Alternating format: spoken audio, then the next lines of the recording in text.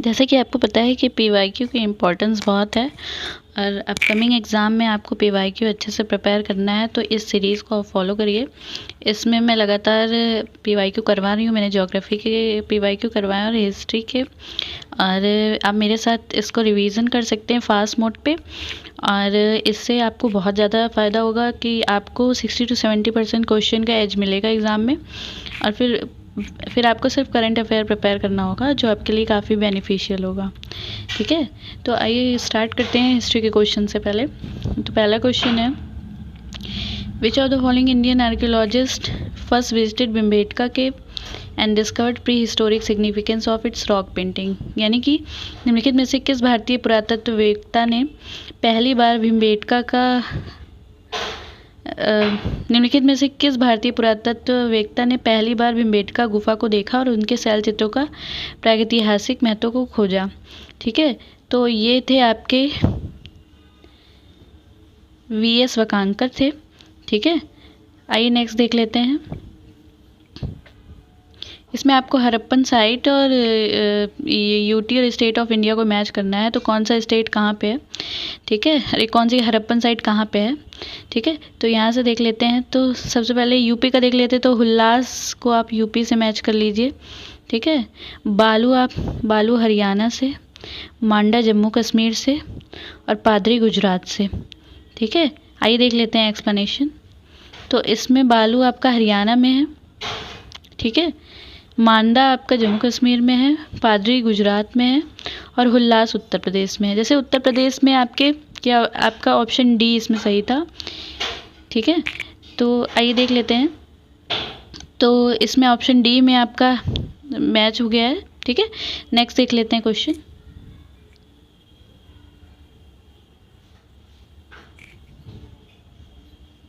Next question देख लेते हैं। इसमें आपको हड़प्पन साइट और उसको स्टेट से किस स्टेट में है मैच करना है। ठीक है, तो जैसा कि आपको यूपी का पता है कि यूपी आलमगीरपुर हुल्लास, ठीक है, ये सब यूपी में है।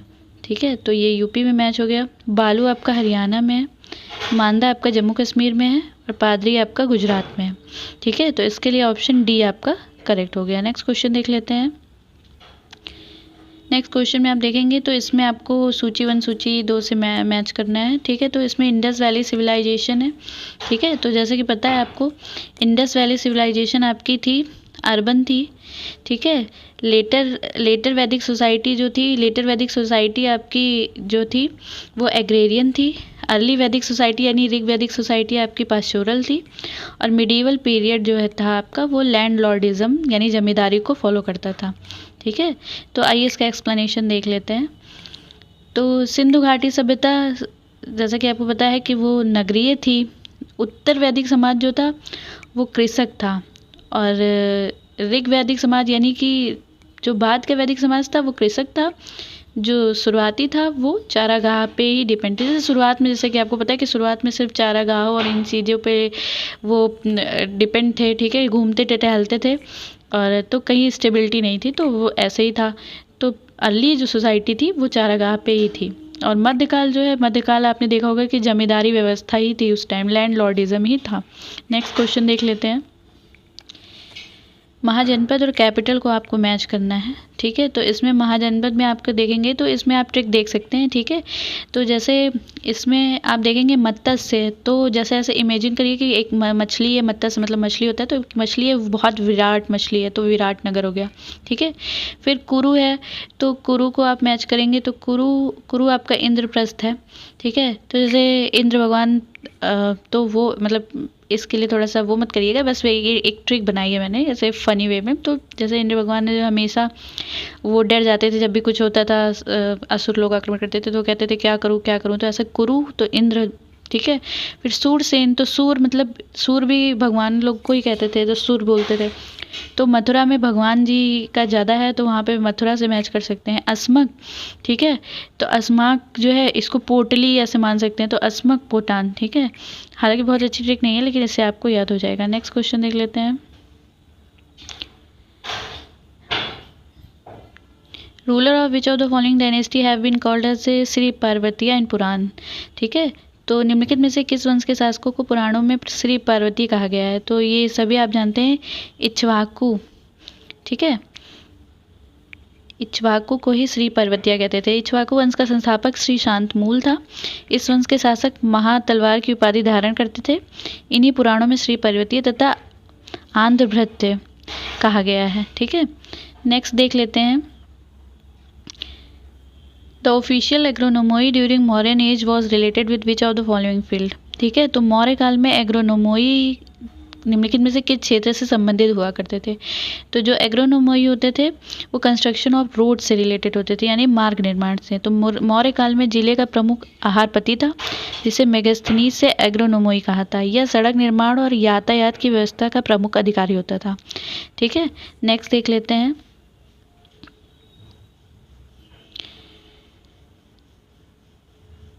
इसमें देखते हैं we have much more information about Chola then their predecessors. ठीक है, तो ये करेक्ट है स्टेटमेंट। चोला के बारे में हमें सारी जानकारी थी उनके प्रीडेसर्स से ज़्यादा।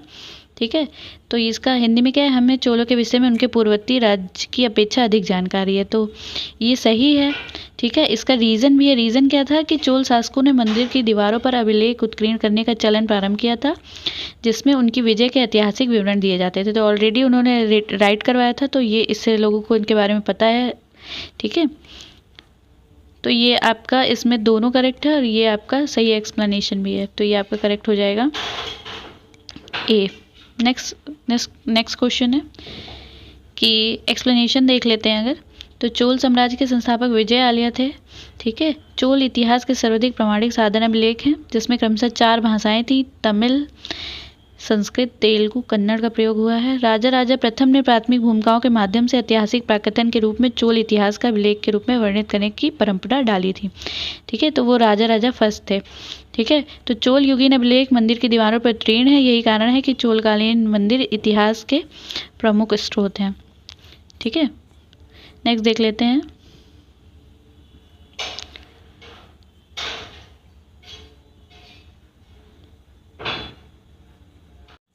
नेक्स्ट क्वेश्चन देख लेते हैं।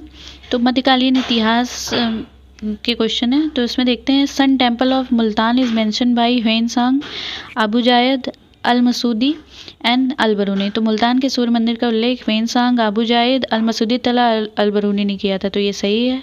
ठीक है, the pilgrimage to Sambapur was associated with sun worship. तो संबापुर यात्रोत्सव सूर्य पूजा से संबंधित था, तो ये भी सही है। ये स्टेटमेंट भी आपका सही है, तो ये 1 भी सही है, 2 भी सही है। ठीक है, तो इसमें बोथ ऑप्शन आपके करेक्ट हो जाएंगे। नेक्स्ट क्वेश्चन देख लेते हैं। ठीक है, इसमें आपको निम्नलिखित में से कौन सा सही सुमेलित नहीं है। तो शेख मोइनुद्दीन चिश्ती, ठीक है, ये अजमेर के थे। शेख बुरहानुद्दीन गरीब, ये दौलताबाद के थे। ठीक है, शेख मोहम्मद हुसैनी, ये गुलबर्ग थे। शेख निजामुद्दीन औलिया, तो ये आपको सभी को पता होगा कि ये दिल्ली के थे, तो यही यहाँ पे गलत दिया हुआ है। ठीक है, तो शेख निजामुद्दीन औलिया जो है ये दिल्ली के थे। ठीक है, नेक्स्ट क्वेश्चन देख लेते हैं। Who was the ruler of Golconda when Aurangzeb seize the fort of Golconda in 1687। ठीक है, तो 1687 में जो औरंगजेब ने गोलकुंडा किले पर अधिकार किया, उस समय गोलकुंडा का शासक कौन था। तो उस समय गोलकुंडा का शासक जो था अबुल हसन कुतुब शाह था। इसका एक्सप्लेनेशन देख लेते हैं। तो हैदराबाद के कुतुब शाही राज्य में अबुल हसन कुतुब शाह अपने वंश का 8वां एवं अंतिम शासक था। ठीक है, इसके शासनकाल में सन 1672 से 1687 ईस्वी तक था। अबुल हसन कुतुब शाह द्वारा मुगलों को कर देने से मना कर देने के कारण औरंगजेब ने ही 1687 में गोलकुंडा के किले पर अधिकार कर लिया था। ठीक है, तो यहाँ पे जैसे देख रहे हैं कि उसने कर देने से मना कर दिया था। ठीक है, तो उसके कारण औरंगजेब ने 1687 में कोलकाता के ज़िले पर अधिकार कर लिया था। ठीक है, आइए नेक्स्ट देख लेते हैं। ठीक है, which of the following statement are correct. तो इसमें देखते हैं Akbar try to fix the age of marriage for boys and girls. Akbar ने लड़कों और लड़कियों के विवाह की आयु निर्धारित करने का प्रयास किया था, तो सही है। Akbar gave freedom to girls to marry at their own will and not under parental pressure, तो ये भी सही है। अकबर ने लड़कियों को अभिभावकों के दबाव से अलग स्वयं की इच्छा से विवाह करने की स्वतंत्रता दी थी। ठीक है, तो इसमें ये दोनों सही है, तो दोनों आपका both A and 1 and 2 correct हो गया। नेक्स्ट क्वेश्चन देख लेते हैं। ठीक है, तो पहले ये देख लिया एक्सप्लेनेशन। तो अबुल फजल के अनुसार अकबर मध्यकालीन भारत का पहला शासक था जिसने विवाह की उम्र निर्धारित करने का प्रयास किया था। अकबर ने लड़के के विवाह की उम्र 14 वर्ष, विवाह की उम्र 16 वर्ष और लड़की की 14 वर्ष रखी थी। इसने बाल विवाह को रोकने के लिए, ठीक है, इसने बाल विवाह को रोकने के लिए तुरबैग नामक अधिकारी की नियुक्ति की थी। अकबर ने विवाह के लिए माता पिता की स्वीकारोक्ति के साथ दूल्हा और दुल्हन की आपसी सहमति आवश्यक बना दिया था। ठीक है, तो अकबर काफ़ी मॉडर्न विचारों का था। नेक्स्ट क्वेश्चन देख लेते हैं। यहाँ पे एक देख लेते हैं, अकबर ने 1587 ईस्वी में विधवा पुनर्विवाह को कानूनी बनाया था। ठीक है, तो इसने अंतरजातीय विवाह को भी मान्यता दी थी और कन्यावध पर भी प्रतिबंध लगाया था। ठीक है, तो इसमें काफ़ी नई चीज़ें की थी। नेक्स्ट क्वेश्चन देख लेते हैं।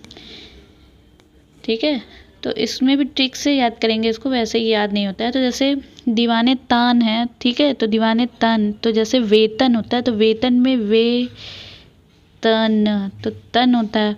ठीक है, तो दीवाने तन, तो ये दोनों मैच हो जाएगा। तो ये यहाँ से देखेंगे तो कौन से ऑप्शन में आपका वेतन है, तो आपका थर्ड में है, तो दीवाने तन इससे मैच हो जाएगा। ठीक है, मुस्तारफी है, तो मुस्तारफी जैसे आपने सुना होगा असरफी, तो असरफी जो होते हैं किसको कहते हैं, पैसे या सैलरी, तो सैलरी दी जाती रही होगी तो असरफी के फॉर्म में दी जाती रही होगी। ठीक है, ऐसा सोच सकते हैं। ठीक है, तो जिस ऑप्शन में आपको सैलरी दिख रही है उससे आप इसको मैच कर देंगे। तो इनकम एक्सपेंडिचर ऑफ स्टेट, तो राज्य व्यय का निरीक्षण करना, तो मतलब यहाँ पे ऑब्वियसली इनकम एंड एक्सपेंडिचर जो है असरफी के फॉर्मेट रहा होगा। ऐसा मैंने ऐसे इसको लिंक किया है जस्ट याद करने के लिए। ठीक है, मुसरिफ, तो मुसरिफ जैसे मुंशी होते हैं, तो मुंशी ऑफिस की देखभाल करते हैं, तो ये हो गया लुक आफ्टर द ऑफिस। ठीक है, वाकिया नवीस, वाकिया आप जानते होंगे, वाकिया घटना को कहते हैं। ठीक है, तो ये किसी ऑप्शन में आपको यहाँ घटना दिख रही होगी, ये घटना है। घटना प्रमुख घटनाओं प्रमाणों को सूचीबद्ध करना, तो इसको वाकिया नवीस से मैच कर देंगे। ठीक है, नेक्स्ट इसका एक्सप्लेनेशन देख लेते हैं ढंग से। तो इसमें दीवाने तन जागीर और वेतन की देखभाल करते थे, मुस्तारफी राज्य की आय और व्यय का निरीक्षण करते थे, मुसरिफ कार्यालय को संभालने का काम करते थे, वाक़या नवीस प्रमुख घटनाओं और फरमानों को सूचीबद्ध करने का काम करते थे।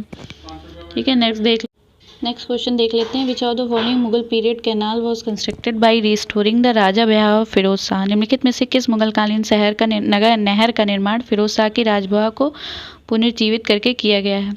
ठीक है, तो साहेब नहर का निर्माण जो है उन्होंने फिरोज शाह की राजब्याह को पुनर्जीवित करने के लिए किया था। ठीक है, नेक्स्ट क्वेश्चन है, who among the following was the author of किताब नौरस। ठीक है, किताब नौरस के लेखक कौन थे, तो ये इब्राहिम आदिल शाह द्वितीय थे। ठीक है, तो इब्राहिम आदिल शाह द्वितीय बीजापुर सल्तनत के आदिल शाही वंश का सुल्तान था। इन्होंने संगीत के माध्यम से सिया और सुन्नियों के बीच, हिंदू और मुसलमानों के बीच सांस्कृतिक सद्भाव बनाने की कोशिश की। इन्होंने हिंदू देवी देवताओं को सरस्वती और गणेश के सम्मान में गाने गाए और तैयार किए। इन्होंने दक्खनी भाषा में किताब नौरस पुस्तक नामक एक किताब लिखी। ठीक है, नौरसों की पुस्तक नामक एक किताब लिखी। नेक्स्ट क्वेश्चन देख लेते हैं। ठीक है, तो जजमानी तो नॉर्थ इंडिया में ये हम लोगों के यहाँ ही ये होता है जजमानी। ठीक है, उत्तर भारत में ही। ठीक है, नेक्स्ट देख लेते हैं, बाराबलूते किससे मैच होगा। ठीक है, तो बाराबलूते महाराष्ट्र से है। ठीक है, तो बाराबलूते महाराष्ट्र से है, मिरासी जो है वो कर्नाटक से है और आदादे जो है वो तमिलनाडु से है। ठीक है, थोड़ा अजीब सा क्वेश्चन है मगर इसको आपको ऐसे ही रट लेना है कि जजमानी उत्तर भारत में है, बाराबलूते महाराष्ट्र में है, मिरासी कर्नाटक में है और आदादे तमिलनाडु में है। नेक्स्ट क्वेश्चन है कि consider the following text and arrange them in chronological order. ठीक है, तो फतवा जहांदारी, पृथ्वीराज रासो, किताबुल हिंद, तबाकत नासरी। ठीक है, तो इसमें इसको मैच कर लेते हैं और इसको क्रोनोलॉजी में लगा लेते हैं। तो किताबुल हिंद जो है, ठीक है, ये मोहम्मद गजनवी के टाइम थी।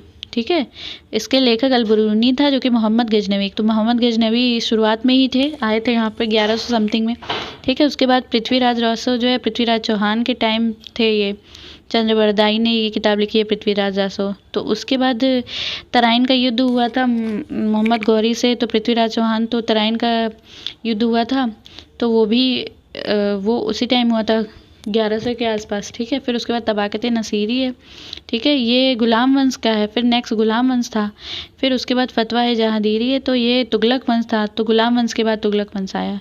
तो सबसे पहले महमूद गजनवी भारत आया था, ठीक है। फिर पृथ्वीराज चौहान, फिर गुलाम वंश, फिर तुगलक वंश। इसमें ईयर में थोड़ा सा कोई भी मिस्टेक हुई होगी तो सॉरी उसके लिए, क्योंकि मुझे ईयर जो है मिडिवल हिस्ट्री का कुछ कुछ भूल जाता है, ठीक है। महमूद गजनवी आई थिंक 700 के आसपास आया था, इसको मैं बाद में करेक्ट कर दूँगी। नेक्स्ट क्वेश्चन देख लेते हैं। तो एक्सला चैपल की जो संधि हुई थी उसके संदर्भ में है, तो इससे प्रथम कर्नाटक युद्ध की समाप्ति हुई थी, तो ये सही है, ठीक है। और दूसरा है इंग्लिश गॉट बैक मद्रास, तो ये भी सही है। इसमें ये दोनों ऑप्शन सही है, ठीक है। तो इसको देखते हैं। तो इसका एक्सप्लेनेशन, इसमें ऑप्शन सी सही है, यानी बोथ AN 1 और 2। तो यूरोप में एक्सला चैपल की संधि जो है, इसका ईयर बहुत इंपॉर्टेंट है, 1748। कभी कोई क्रोनोलॉजी में पूछ लेता है, ठीक है। तो इसमें ऑस्ट्रेलिया के उत्तराधिकार का युद्ध समाप्त हो गया था, जिसके कारण कर्नाटक का प्रथम युद्ध 1746 से 48 में समाप्त हुआ। इस संधि से मद्रास अंग्रेजों तथा अमेरिका में लुइसबर्ग फ्रांसीसियों को वापस मिला। इस तरह के युद्ध के प्रथम दौरे में दोनों दल बराबर है, ठीक है। नेक्स्ट क्वेश्चन है, who had merge Sikkim in India, ठीक है। तो सिक्किम को इंडिया में किसने मर्ज किया, तो लॉर्ड डलहौजी ने किया था, ठीक है। तो लॉर्ड डलहौजी ने 1848 में गवर्नर जनरल बनकर भारत आया था। लॉर्ड डलहौजी के समय में अंग्रेजों द्वारा प्रदान की गई महत्वपूर्ण सफलताएं इस प्रकार है, ठीक है। तो द्वितीय आंग्ल सिख युद्ध तथा पंजाब को ब्रिटिश साम्राज्य में विलय हुआ 1849 में। महाराजा दलीप सिंह को पेंशन दे दी गई। लॉर्ड डलहौजी ने सिक्किम पर 2 अंग्रेज डॉक्टरों के साथ दुर्व्यवहार का आरोप लगाकर उस पर अधिकार कर लिया 1850 में। लोअर बर्मा तथा पीगू का ब्रिटिश साम्राज्य में विलय डलहौजी के समय में ही किया गया, ठीक है। नेक्स्ट है, who among the following established a modern armoury in Dindigul Mysore in 1755। निम्नलिखित में से किसने 1755 में डिंडीगुल मैसूर में एक आधुनिक शस्त्रागार की स्थापना की थी, तो हैदर अली ने, ठीक है। हैदर अली दक्षिण भारतीय मैसूर राज्य के सुल्तान थे। हैदर अली के समय ही प्रथम आंग्ल मैसूर युद्ध 1767 से 69 ईस्वी में हुआ था। हैदर अली को आंशिक सफलता प्राप्त हुई थी। दूसरा आंग्ल मैसूर युद्ध 1780 से 84 में हुआ। इसमें भी हैदर अंग्रेजों के मध्य हुआ, जिसमें हैदर अली की मृत्यु हो गई, ठीक है। और 1755 में हैदर अली ने फ्रांसीसियों की मदद से दिंडीगुल तमिलनाडु में था, जो कि वहाँ पर आधुनिक शस्त्रागार की स्थापना की थी। नेक्स्ट क्वेश्चन देख लेते हैं।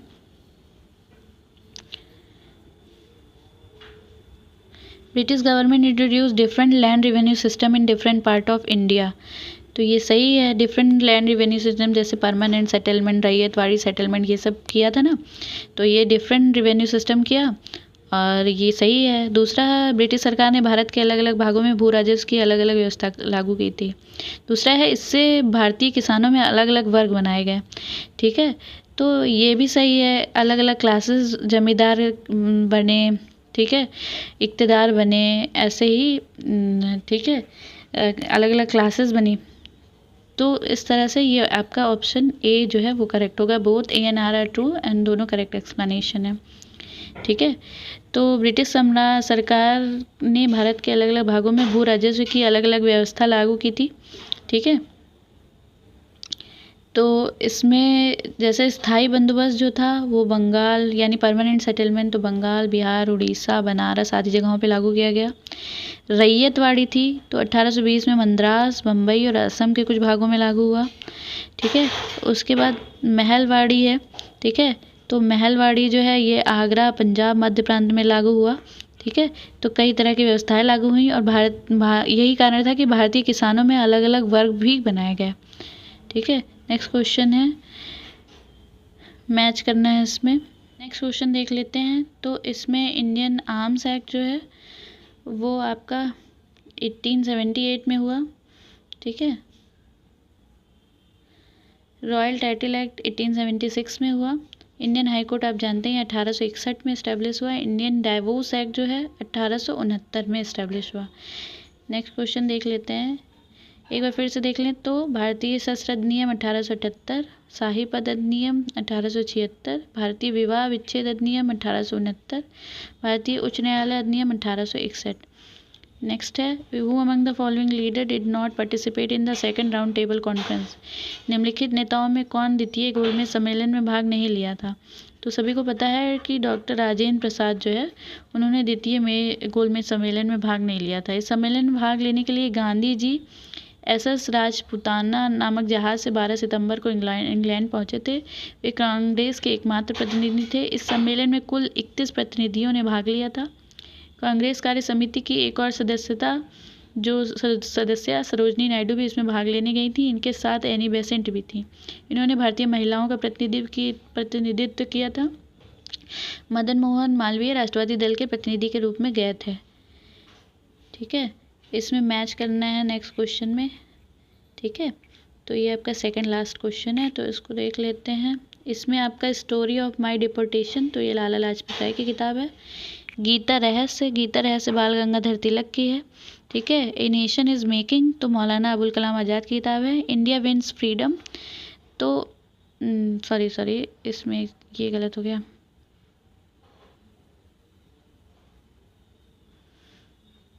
ठीक है, India wins freedom Maulana Abul Kalam आज़ाद की किताब है, और नेशन इज़ मेकिंग ये सुरेंद्र नाथ बनर्जी की किताब है।